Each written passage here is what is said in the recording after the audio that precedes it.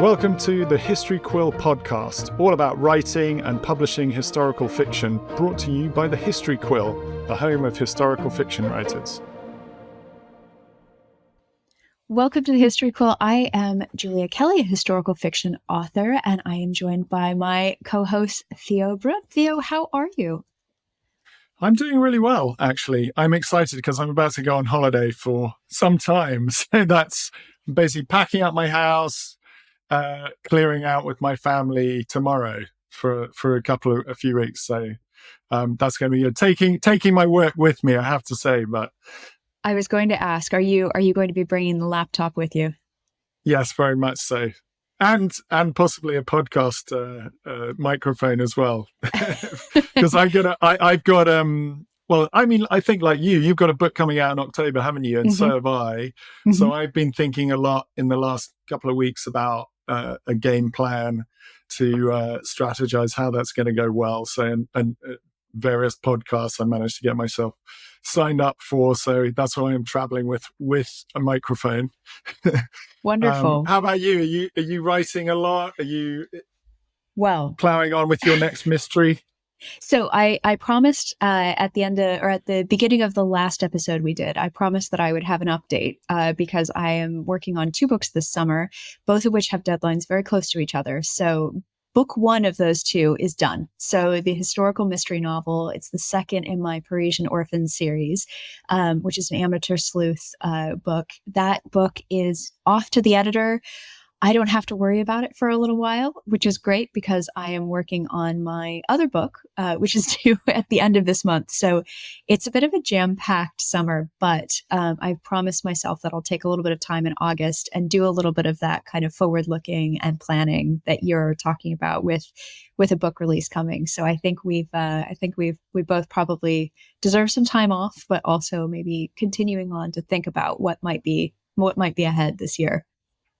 What's the name of the book coming out? It's something in Whitehall, isn't it? A Traitor in Whitehall.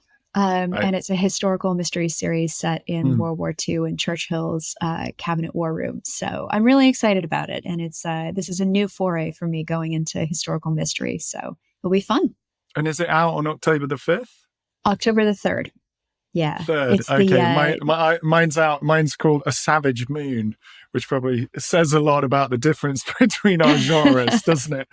Out on October the 5th. So anyway, we'll be able to kind of be cheering each other on when that happens. And then actually I submitted a book today to a publisher. It's not a historical fiction book, sadly, but it's a book. A book exists for someone else. It's a kind of non-fiction ghostwriting project about how to be a man.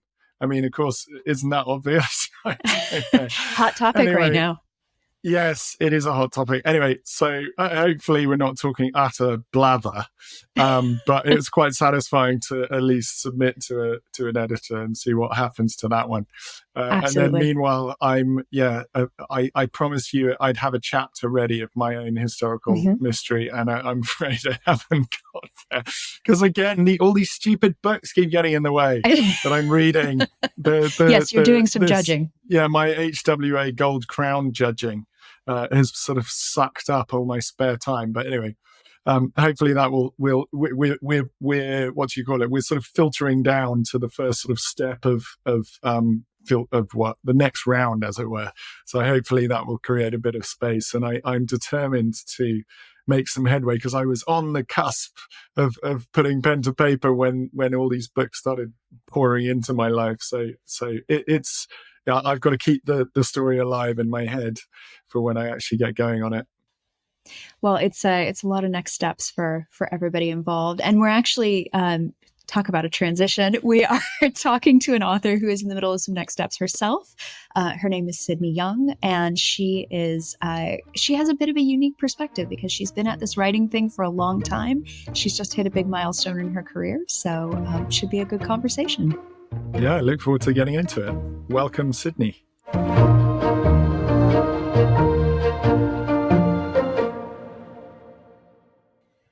We are very excited because we have a very special guest with us today at the History Quill podcast. Syd Young is an author who is writing about more recent history, I think maybe the most recent history of all of our guests that we've had on this season.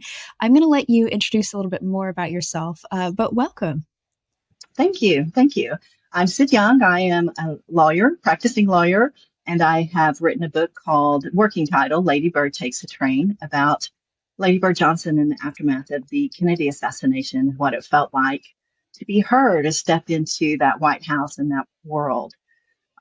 So I've been writing professionally all my life, and I've been writing fiction for, I guess, about 14 years. And I just recently signed with an agent, really excited about it, Kevin Leon with Marshall Leon. So a dream agent for me. Madeline Martin is one of Kevin's authors. So you're in very good hands. Congratulations. Thank you.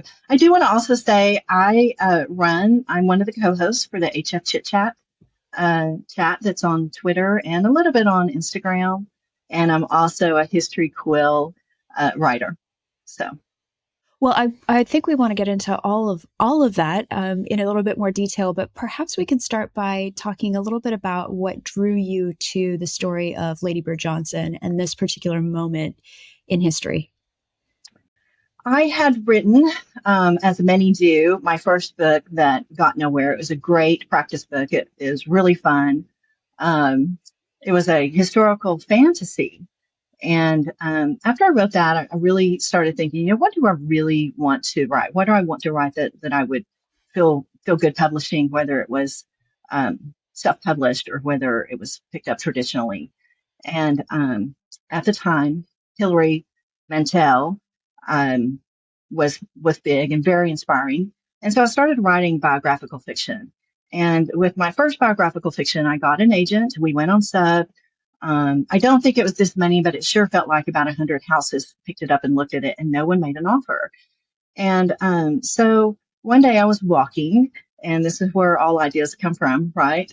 All good ideas. I was walking on the Lady Bird Trail in Austin, Texas. And every time I walk there, I think, thank you, Lady Bird. Thank you for this wonderful city planning, this green space, everything you've done. And the idea went straight into my head. Why are you not writing about Lady Bird? And so I did a quick little listen to, I want to say an NPR 1 hour little radio program, and I was immediately enthralled. And I started out, I tend to, when I write and choose a story, I tend to, deep dive and explore and really decide whether I want to spend a lot of time with this person. And the deeper I got, the more I fell in love with her. And I thought I would write about her entire time in the White House because it was pretty calamitous. But I ended up looking at that first year, and I had gotten into the writing by that point in time.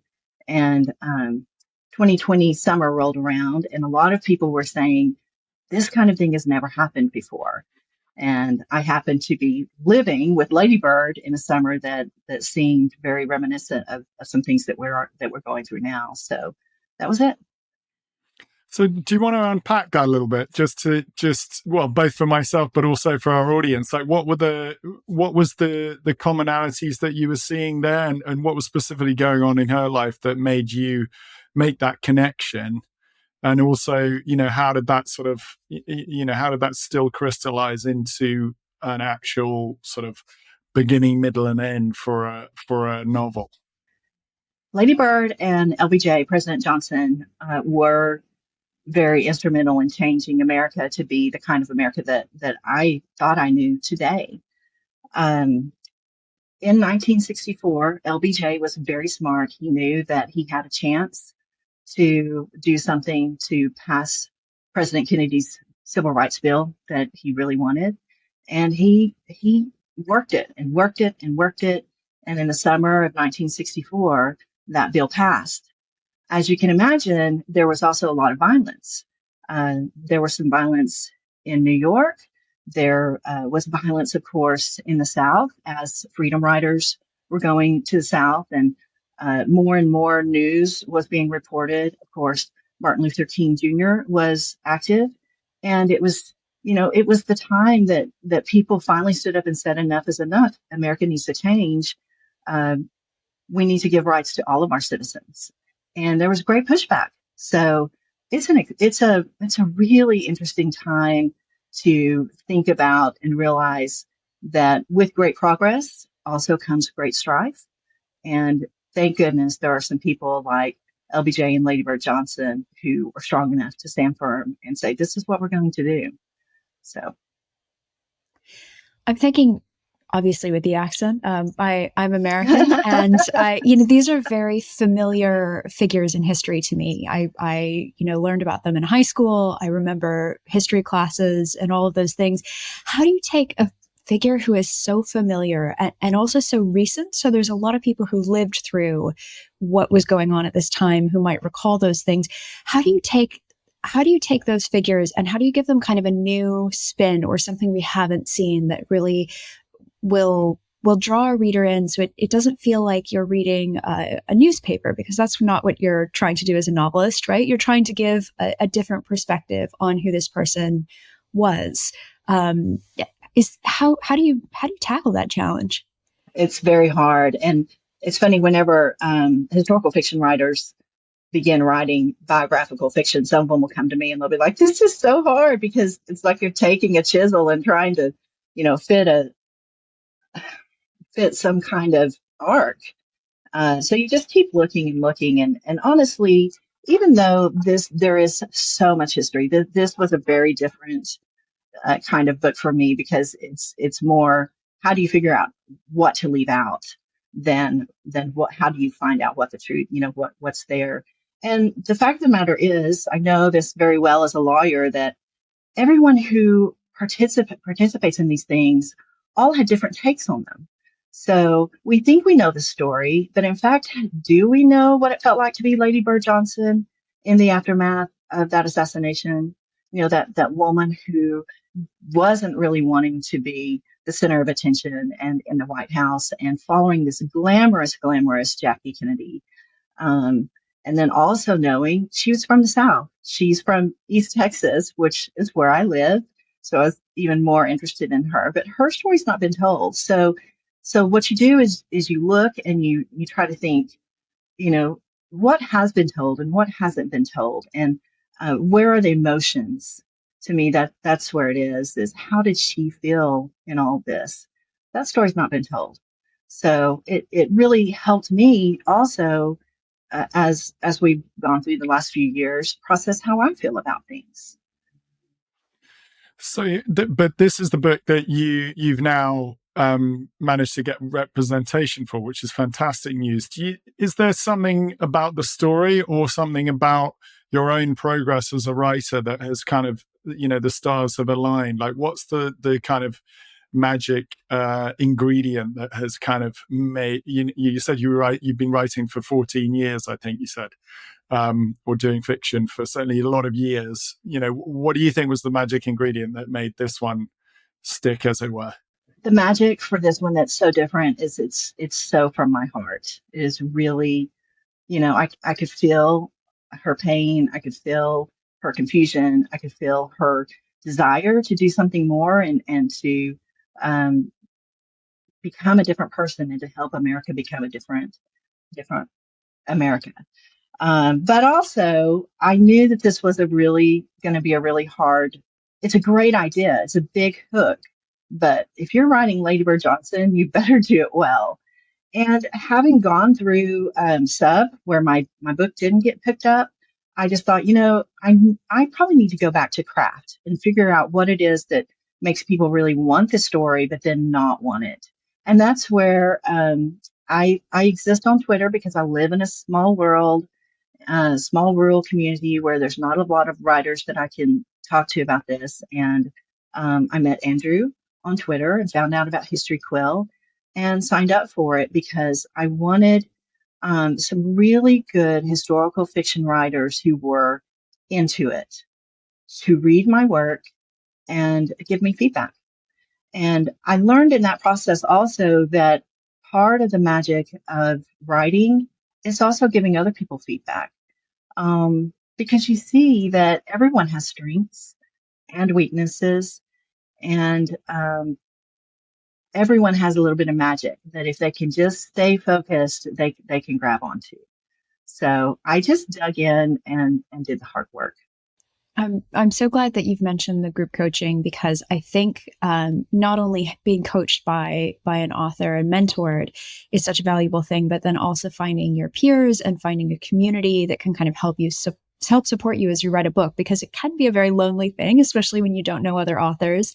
Um, but critique groups in particular are such a unique part of being an author, and such a valuable thing when you find the right critique group rather, and peer critiques. Can you talk a little bit about, for people who aren't aware of what that process is like, what is it like receiving critique, and what is it like actually doing that for somebody else as well?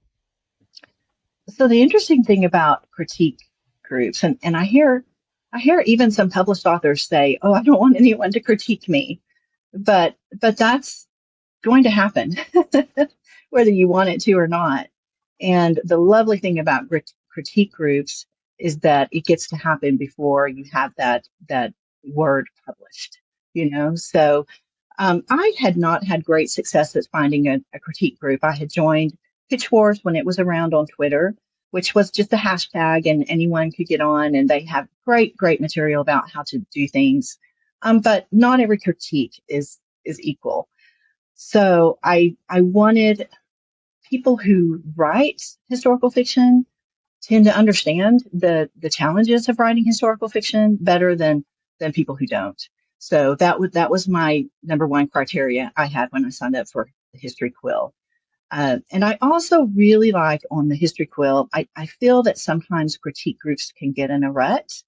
It is very easy to give your friend a nice critique, right? So the magic of the History Quill is that you do make friends, and you do find people's work that you love, and people find your work that they love. Uh, but also you're not so invested in a friendship that you won't be honest. So what I think is really important about a critique is you learn to read it, take a deep breath, put it away for a little bit, come back to it and see that it's a little bit better than maybe you thought when you first got it.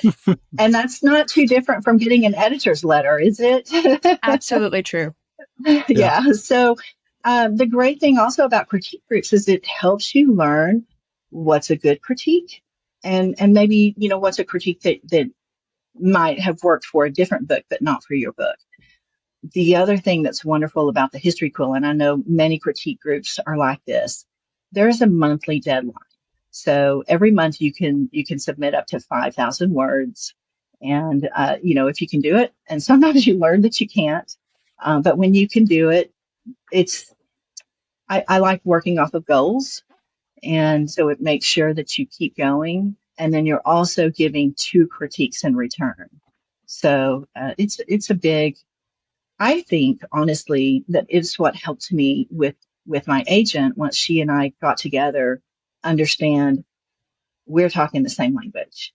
Mhm. With what she's saying to me about the things that I need to improve, I understand and I agree with.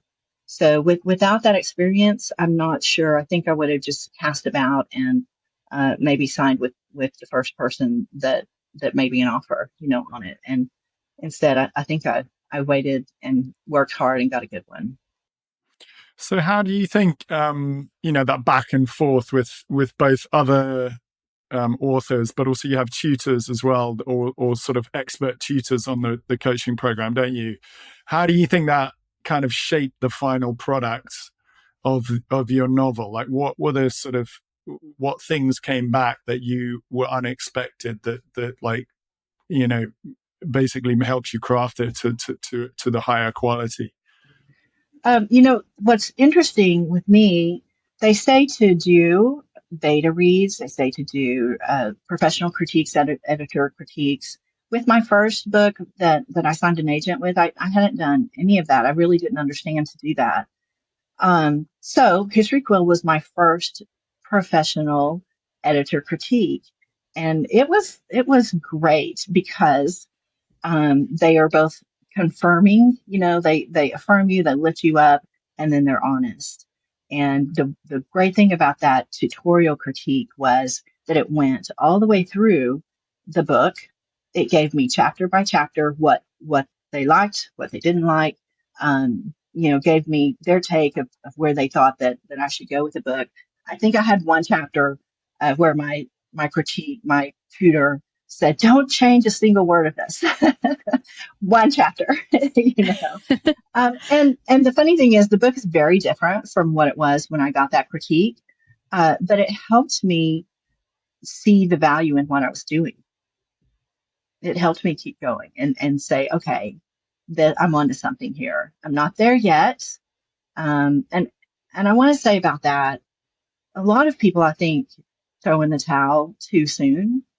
I really believe that writers should invest in themselves and in their writing with time and with the resources that they have. Um, it makes a difference. And once you start getting there, you really can tell, okay, I've turned a corner here. My writing, people are liking it. I'm getting different kind of feedback now. So if I hadn't gone through all of that, I honestly wouldn't feel comfortable even going on sub with this book because it's such a big idea. I love the idea of sort of using that community and those resources to help build confidence as an author. And as you say, turn the corner. And I just wanted to go back to something you said about signing with your agent. What was it about kind of having that community and having gone through that process that helped you understand that you needed to look for the right agent and not necessarily the first agent who offered on your book? What made that stand out to you that this was something you wanted to be very specific about? Well, I had been there, you hear people say if you keep with this, you'll get closer and closer. And that's true with me. It's, everyone has a different path, but that's true with me because I had already been through one agent that I had signed after going to a local Texas conference. And then we parted ways after my book didn't sell. And I just wanted to, after I learned more, I just realized I really want to try to go for that dream. I've put all this energy in it. Why not try? And I will say this. It's very hard to go on sub, whether you're trying to get an agent or, I've experienced it with the book too. And one thing I decided after that first time that I went through it is that I wasn't ever going to do it alone again. So get yourself surrounded with writers, whether it's through something like HF Chit Chat, the Twitter chat, or History Quill, the Writers Critique Group, or even, some of these podcasts will occasionally have writers conferences. Surround yourself. So this time around, when I was getting closer and I had been talking with Kevin and she had been giving me some advice for some resub and resubmit. And I thought, okay, this is it. I'm getting there. And if she doesn't like it, I'm ready to start going on, but I'm not going to do it emotionally alone. So that's what I would suggest too, because it's grueling. You all know, everybody knows how hard it is. That's interesting, isn't it? Because it is great to have, you do start to make friends, don't you, in the sort of, what I suppose you call it, the publishing community, the writing community, and you can feed off other people's energy and their enthusiasm, their encouragement. But at the same time, there can be a little devil on your shoulder at the same time, playing the competitive game as well. And so I'm often having to remind myself, like, run in your own lane. You can see it because authors share different stuff on social media, or the stuff that you can see. And those guys are like, hey, I just wrote 3,000 words today and again today and again today. And you're like, okay, that's okay. So, there's different aspects, isn't there, to what it means to be connected into and that visibility of seeing other people. But I wondered, on that theme, I guess we've had a few different guests on here. This is our 6th episode. And two jump out at me for different reasons. One was Octavia Randolph, who was talking about the idea of like this very clear theme that she had for her writing.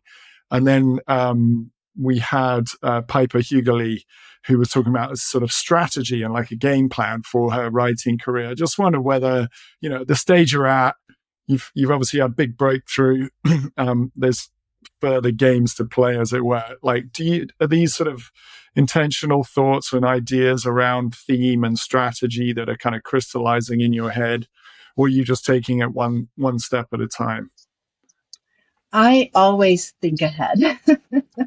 Is that me being a That's lawyer, or the is lawyer it in type me, yeah. A? Absolutely. Absolutely. Risk reward. So I also think the critiques, and I haven't mentioned this, but I've also done the beta reads with History Quill, and that was a great process. It's relatively inexpensive. I was really thrilled with the fact that 8 people signed up for my book pretty quick, and I got 6 reviews back within 3 weeks, which I thought was amazing. And they were also helpful. But one of the things that has surprised me, and I guess it shouldn't because I'm Southern, you can hear my accent here, but it's surprised me that so many people have loved my voice, or actually, I think of it as Ladybird's voice in this book. So I think of, gosh, I sure hope that a Southern book about a Southern woman who's done something amazing can be published. And I would sure love to tap into that and do another Southern themed book. Whether that's what I stick with or not, I do think that's part of the power of my writing. I hate to say write what you know, but sometimes what you know comes through very true. And it can be very close to what you love as well. And that's what, yes, part of my heart. I mean, this was a book of my heart. So. I'd love to learn a little bit more about your Twitter chat as well, and the community that you've built there. I'm going to mess the name up. Is it Histfic Chit Chat? It's HF Chit Chat. HF Chit Chat. Okay. So Easier to say. Shortened. Yes. Okay. So what happened with that? I told you I've written for a long time, but some of those years I was writing in the closet. I was busy with my job. I had kids I was raising, and once they graduate, I promised myself once they graduated from high school, I would go to a conference. And the one I wanted to go was Historical Novel Society North America in 2017. And it was so much fun to get to meet other writers. And I think for the first time say, I'm writing historical fiction. And my husband just talks about how giddy we all are about what year did you write? You know how it is. We're all such geeks, right? And it's so fun to be together. So I went to that, and then I was just really sad that there wasn't a community on Twitter like there was, Pitch Wars and the fantasy writers and other writer groups are just very visible on social media. And us historical fiction nerds, we're a little slow. We like to look at things and see. So there wasn't much of a presence. And I had met Jenna Noel, one of our co-hosts through Pitch Wars, and talked her into going to the conference in 2019.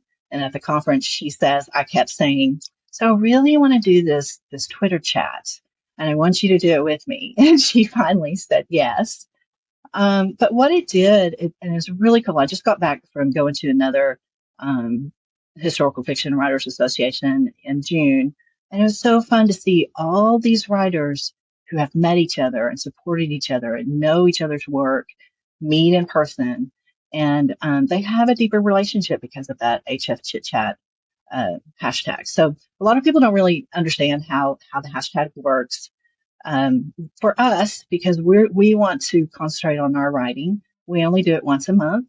And we mostly alternate months between a live live chat event or a daily event. And so what that means is when it's a live event, and I'm sorry to say it's more focused in the US just because of the time, we would love to have it also be timed where everyone can do it, but we're doing it after work hours in the US. And so for the live event, it's a 1-hour event, and we'll have 6 questions.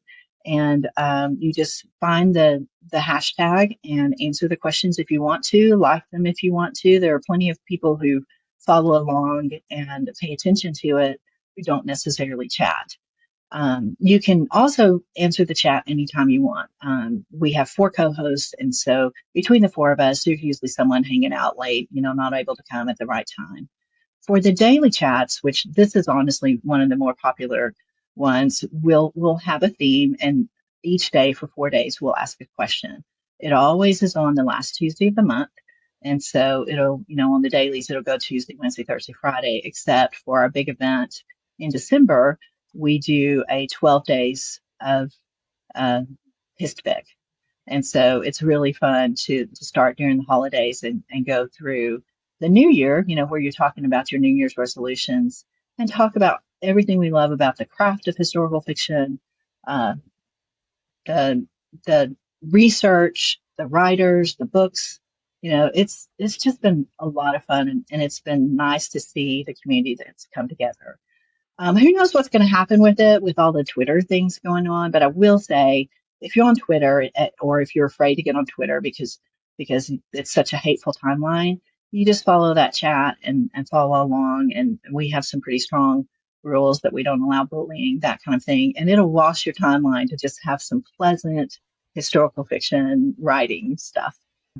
Sounds like a whole world waiting to be discovered for me. I just didn't know all this sort of stuff went on. I obviously should have.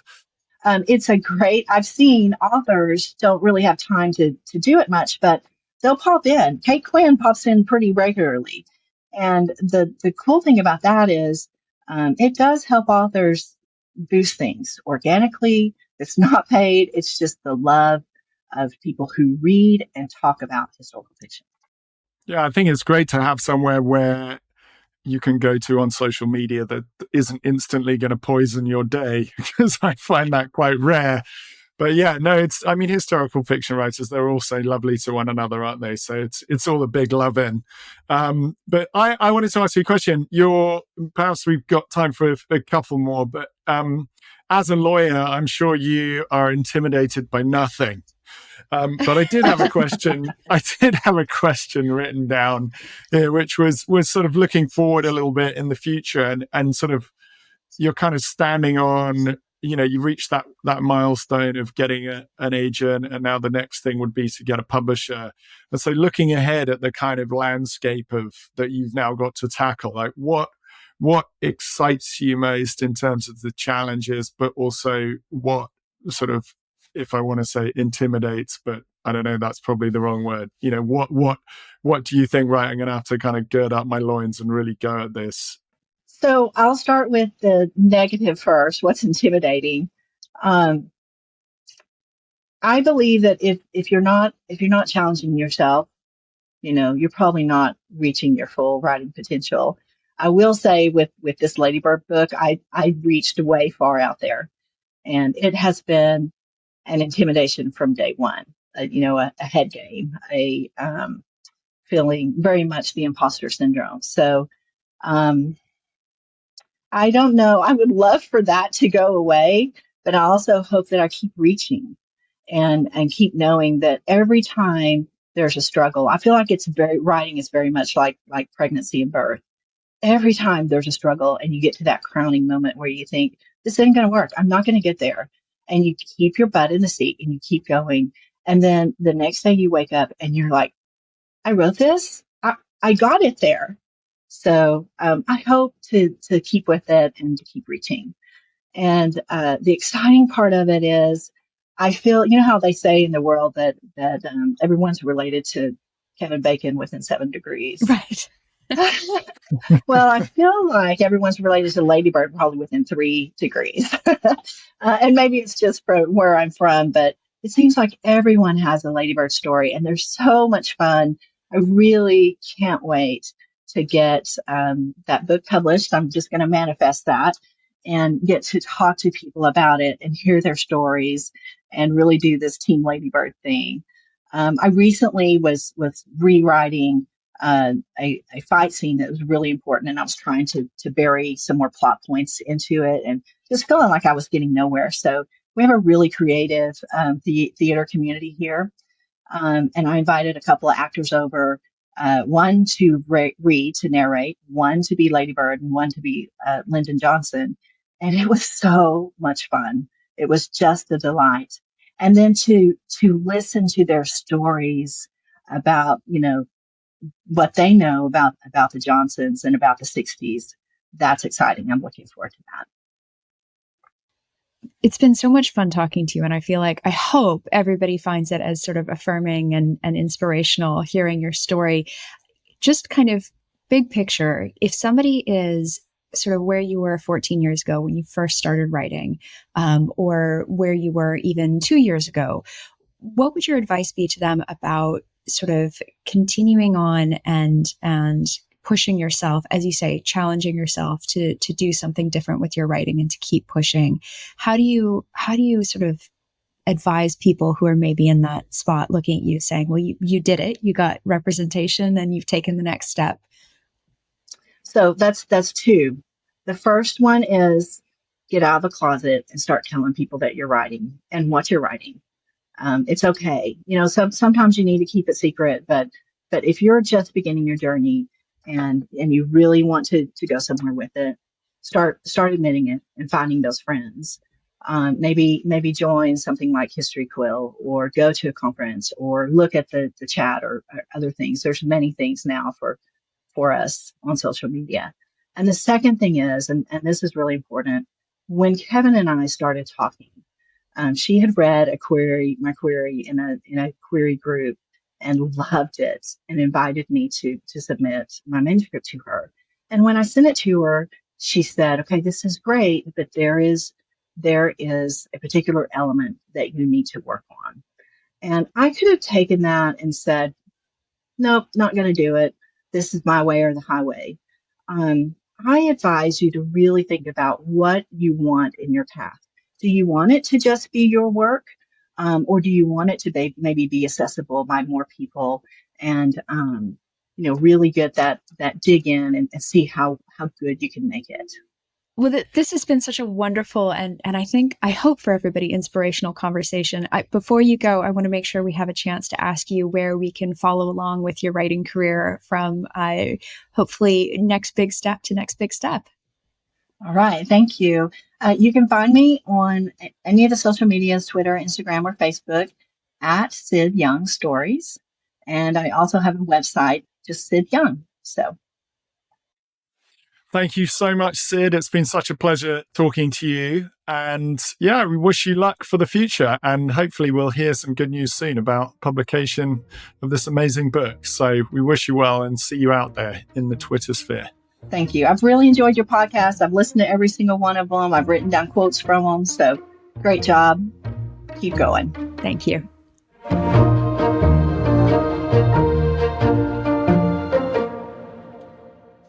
Well, that was fantastic. Syd is a great guest, and I hope inspirational to a lot of people who are listening, certainly to me. We have a lot of things to talk about here, and I'm really excited for our discussion. Yeah, absolutely. It was so interesting talking to someone at a slightly different stage in their career to the other guests that we've had, but we can get into that. And I think there's things to learn, even for us who are, in theory, further down the track, but there's still a lot of what she said was making me sort of think of things that I can apply to my own writing and career. But before we do, I've got some housekeeping. So I need to remind all our listeners to visit thehistoryquill.com/6, where you can access a range of resources relating to this episode. And it's specific to what we were actually discussing. Syd Young herself has been a participant on what's called our work in progress group coaching program. And there's the next one is starting in September, so it's coming up. The information, there's a link in the description of this episode that you can go to the link, sign up. Clearly she got a lot out of that. Hopefully some of our listeners who sign up will do so as well, and hopefully make the progress that she made from it. Otherwise, you can also join our email list to receive new podcast episodes and more content for historical fiction writers. Find the link in the description and enter that into your browser. Yep. So all those tools you need, you can help you put everything into action. But I think before we talk about any of that stuff, we need to take a moment and dissect. There's so much good stuff that Syd was talking about, and so much that I want to talk about around critiques and community and finding an agent and writing historical fiction and her approach. Theo, out of that huge list of things, what would you like to start out with? Well, I think the one of the most basic things when you start looking at the kind of things she's gone through when you're talking about critique and feedback is like, what's the attitude you bring into the room for that? Because it's we talk about sort of holding your heart out when you write something and you're offering someone else to say, cast judgment or just have an opinion on that. You have to be ready for the good and the bad. And I think she seemed to bring quite a healthy attitude to just the concept of like, okay, here I am ready to receive critique. I want to learn. I'm ready to hear.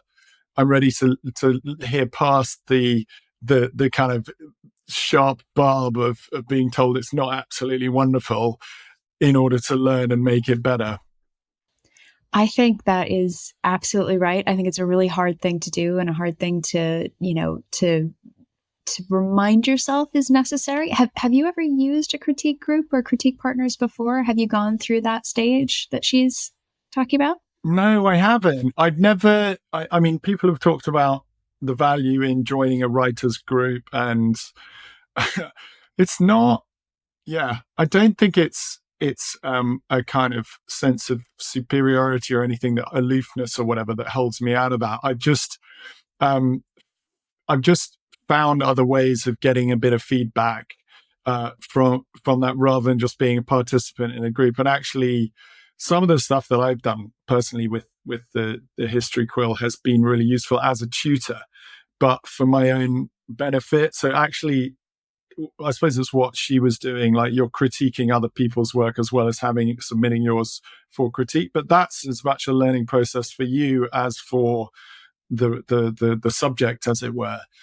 So I've really found that through mentoring people, through just doing sort of more smaller scale tutoring exercises or whatever, of then coming back to my own work and going, oh, okay. You see it with a different eye, and that slightly objective eye, which is such a key part of what we do. How about you? Have you been, through the years that you've been doing, you've been part of groups? I have. Yeah. So nothing is formal, as Syd was talking about. And I have to say, I wish that I had been. I used very, very early on in my career. In fact, so early, I'm not even sure that it was a book that I went out to get an agent with. I think it may have been even before that. There was basically a website that was essentially a chat room where you could kind of get into genres that were pretty similar to yours. And, people would trade credits, I think. I don't even remember the name of this thing, but you'd trade credits, you'd trade, each review that you did for somebody else earned you a certain number of credits. So they were trying to make sure that it was somewhat even, that you were both giving feedback as well as receiving feedback. And I did find that helpful. But what I think was missing for me was the consistency of working with people who are aware of what you're trying to do as an author. They're aware of, the progression of your book so far. I was receiving critiques on chapters that were pretty random. People would sort of jump in, and it was great. But I think the thing that was missing for me, the pieces that were missing was that consistency. And so that when I did start to meet other authors, again, I was unpublished at the time, but I did have an agent at this point. I was able to trade critiques back and forth with authors who were willing to read through my entire book and kind of really get in and say, okay, you have a character who starts at this point in the book, looking at their whole character arc. I think you're missing some emotional points here, or I think this maybe isn't working as well, or you're really good at this. Maybe consider how you can play that up. And I was able to also do the same for them. So some of those people have become such an important part of my life that I talk to them every day still. We don't necessarily do the same level of critiques as we used to, because some of us have switched genres. Some of us have, had different life circumstances come up. But I think having that relationship where, as she said, you can be honest, but you are also invested in somebody else's work is really, really valuable. Yeah, it was interesting the way she characterized those sort of friendships or relationships. It's like they're kind of the relationship is the link is the writing first, and then the friendship is built sort of behind that, which changes the character of that relationship and that friendship a little bit. But have you had? I'm trying to think. Like whether it was stupid, I can't remember even why I went on Goodreads the other day, and like the latest review of one of my books, I think my last book, was like, it was a 2-star and it was pretty bad. It was like, but it was also, you could sort of see that it wasn't unfair, like in the little gremlin inside your head that's like, is this all that you're doing? Is your dialogue stilted, or is your, are these plot lines sort of easy, obvious and what have you? It was sort of, but it was expressing a kind of level of astonishment that anyone else on Goodreads could have enjoyed this book. Oh, so it's like, okay, that's pretty hard to take. That's a rite of passage, Theo. That's like, every author goes through that.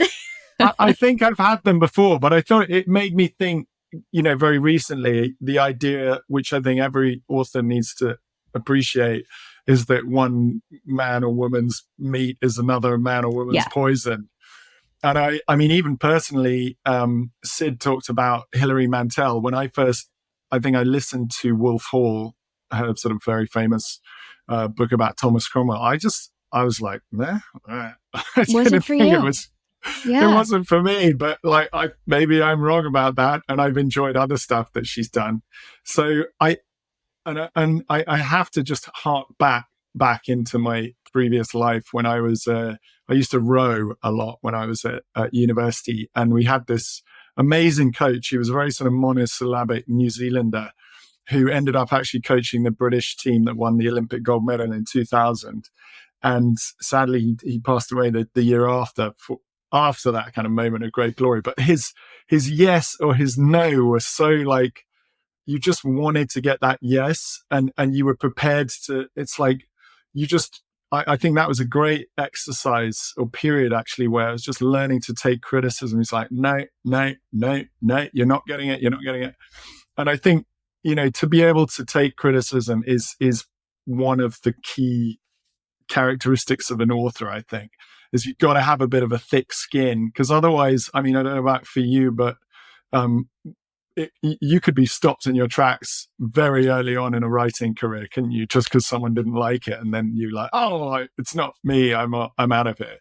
Absolutely. Well, and I think it's also one of those tricky things where everybody does have to learn how to take criticism as part of a writing career, because whether it happens when you're unpublished, you're getting an agent, you're agented, you're going through the editorial process, or readers are reading your book, they're seeing it in bookshelves and leaving you feedback on Goodreads. The reality is, this is a business that people have opinions about books, and people have an opinion about story and what works and what doesn't work.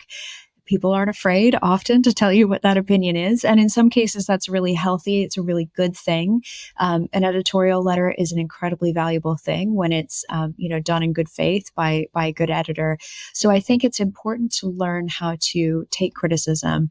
I think it's also important to learn how to understand what is valuable and what you can maybe leave behind. And I say that at every stage of the process, whether you're, published, unpublished, working with an editor, working with a critique group, understanding that you don't have to take every suggestion or every bit of feedback, but they're good to think about, and sort of for you to understand what is it that you're trying to do with a book?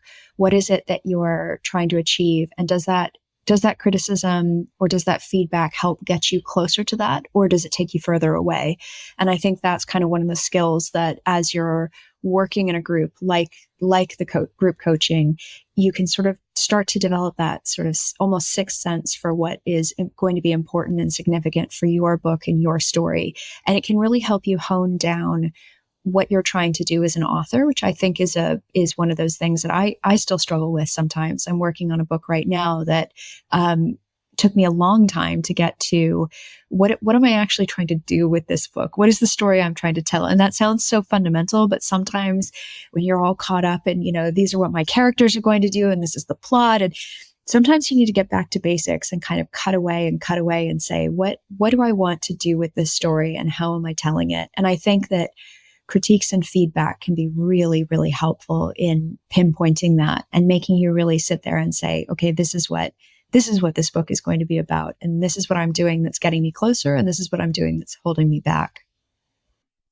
I think you need to get to that point, don't you, for most books? Like, I think what you're sort of describing is the premise of a book, which I know I've read books. There was one by a guy called James Frey called How to Write a Damn Good Novel, which I recommend to anyone as an interesting book for just the kind of craft of writing. But he talks about that sort of, what is this book about? What is the kernel of this book? And you can call it different things.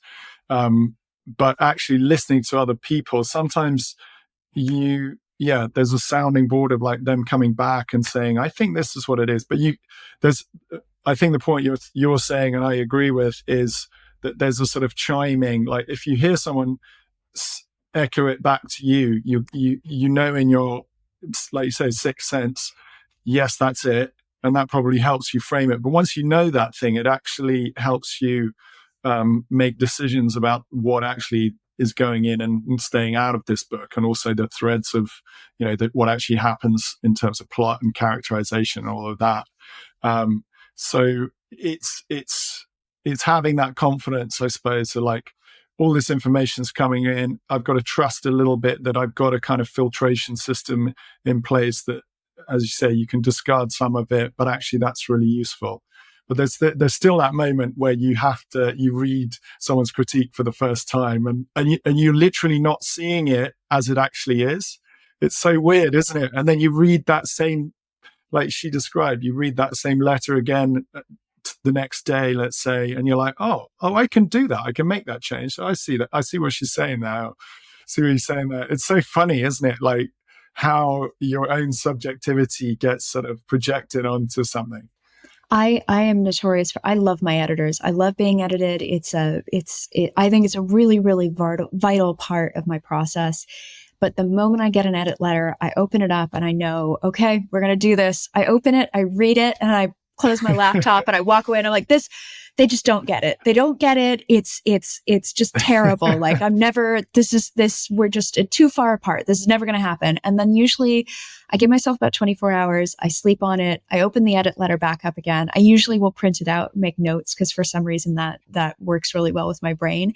And almost inevitably I sit there and I go, yep, absolutely. Yep. She's right about that, because both my editors are women. She's right about that. She's right about that. I hadn't thought about that.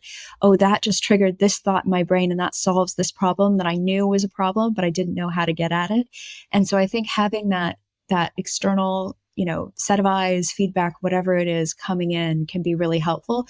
But I do think as an author, no matter where you are in your career, you're allowed to have a bit of a strop about yes. Getting an edit letter or a critique or a Goodreads review or whatever that is. That is completely allowed, and I fully endorse it. Yeah. Funnily enough, I had the last one I had, so it was the first round of edits coming back, and it was quite positive but quite short, and I was like, she didn't like it. She didn't like it. It was like, that can't be it. It's like. It's so bad that she can't be bothered to make any comments on it. Anyway, it's so funny, isn't it? What else?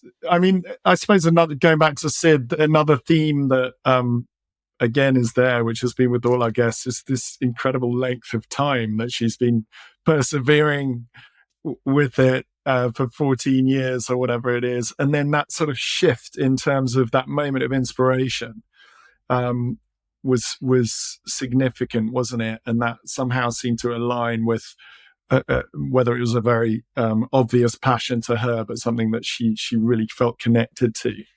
I don't know. Yeah, I don't know what else to say other than that's something to look for, I guess, to our listeners. Absolutely. And I think also one of the other things is just understanding that she needed to find people who were doing this also. And she needed to find people who could she could build a community around. So whether that was doing something like the History Quill or going to conferences or getting on Twitter and trying to sort of surround herself by authors who are going through some of the same things and are interested by some of the same things, I think really makes a huge difference. Finding a community and finding people who understand this strange thing, which is being a writer and having these stories in your head and feeling the compulsion to write them down. I think that that's something very universal that authors, it's come up a lot, as we've talked to people throughout this season, the need to find other authors and to connect and try to really make something of a community out of this sometimes very solitary work. Yeah, she was impressive on that score, wasn't she, in terms of the way she obviously went about creating a kind of community as much as just trying to participate in one. And also, her attitude to challenge, I suppose, she was just like, I want to stretch myself. I guess the pressure of being an author, a lawyer, something I'm familiar with in my past, and Anna was talking about, wasn't she, as well? It's sort of, how do you see a big, difficult challenge, something that you're not going to get necessarily a massive sort of payoff. You're just going to get a sense that you're getting somewhere, and that's about all you can hope for. So yeah, it's tough. It's definitely tough, but obviously you can see it, and the satisfaction that she obviously got from the progress that she'd made, that it's also rewarding, isn't it? Absolutely. It gives me hope for continuing to grow and change through my own career. And I hope people who listen find that to be a very hopeful thing as well. Well, I think that's a lovely note to end the season on and the episodes. So lots to take away from the 6 guests that we've had, and hopefully there'll be lots more in the future as well. So absolutely. Well, thank you again, in particular to Syd Young. That was a wonderful conversation. And that concludes this episode of the History Quill podcast. If you enjoyed today's show and want to find out more about the topics we discussed, you can head over to thehistoryquill.com/6 to gain access to a range of resources related to this episode, including more information about our group coaching program. You can also join our email list to receive new podcast episodes and more content for historical fiction writers. The link is in the description, and you can enter it into your browser. And of course, wherever you're listening to this podcast, make sure that you like, subscribe, and leave us a comment or review. Thank you so much for listening, and hopefully we'll see you next season.